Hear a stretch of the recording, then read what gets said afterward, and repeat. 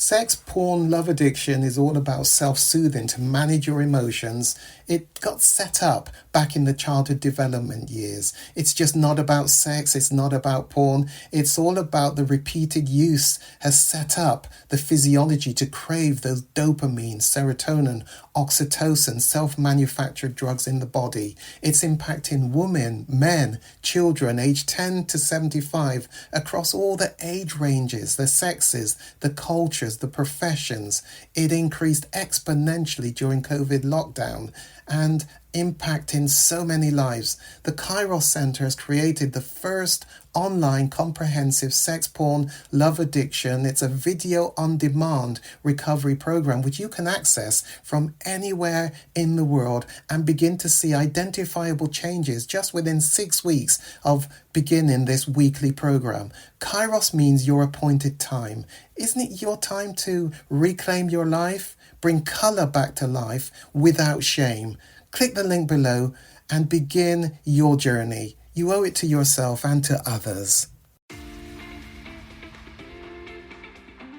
So this is the beginning of the first of our substantive piece of work, and where I tend to begin with clients, having set up the base knowledge of information, which is what the pinches and crunches, how did you meet, and the relationship images was all about. We're now moving into what I tend to begin with as the substantial first piece of work, which is communication. Communication is a significant, important first step really in the rebuilding of damage in the relationship, in that you need to be able to transact, communicate, discuss in order to progress and change, journey into whatever decision the two of you are wanting to take. In other words, you've got to be able to do effective communication to be able to move forward with the choices that the two of you are going to take about your futures. And so in your workbook are what I call ambiguous pictures. I'd like you, please, to cover over most of them, except the first one. So cover over all of the images that you have, ambiguous pictures, and just look at the very first one. And what I'm asking is for each of you separately, hopefully you've got your own separate workbooks with the separate images, look at the first image. What do you see in that picture, in that image? Discuss very briefly with the other person. What do you see? Go on to the second one. Don't spend too long. What do you see in the second one? And there's quite a number that I have given to you. What are you first seeing in those pictorial images? Discuss. Spend some time discussing all of them.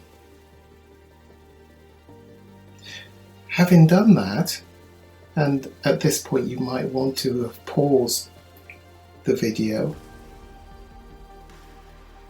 when you come back to the video, you'll learn this point. There's a number of possible scenarios going on in those images. In which of those images did you see something different to what the other person was seeing? It's really good to have a discussion about what you saw and what they didn't see, and reflect on how the two of you approached the viewing of the different images. For example, when one saw an image and the other couldn't, did you help the other person to try to see it? It's really interesting, the dynamics. When in conflict, so often we take up our own stance and we often don't help the other person to see the other image. But as you were doing this exercise, I think the majority of couples will actually have tried to help the other to see the perspective that they are seeing, to see what the other person couldn't see, and to point it out, to help them to better see, to better understand. Even in deep conflict, we want to try to help the other person to see what we can't see. The point of that exercise is something to do with different perspectives that each of us will have when we see something. When you're having conversations, when you're discussing something, each of you may be carrying very different pieces of information, and we want to convince the other person of rightness on our side. We can become really dogmatic, really fixed and firm in our view that our perspective is the right perspective, and sometimes we lose flexibility because we can't see another perspective. My way is the right way. And what this exercise does is to say, shake it up a bit, loosen it up a bit, become a bit more flexible, not quite so dogmatic. There are times when the other person is carrying a different perspective to what we are carrying, and it is not always about right or wrong. Sometimes it's about difference. Sometimes it's about difference and not right or wrong. So often our conflict gets so out of hand, and yet some while later we don't even remember what the issue was about. It's not about the top of the toothpaste. It's not about the toilet seat. It's often because there's a point we want to make. Sometimes it's about a point we want to score because our core emotional needs are not being met. At an unconscious level, we don't realize it.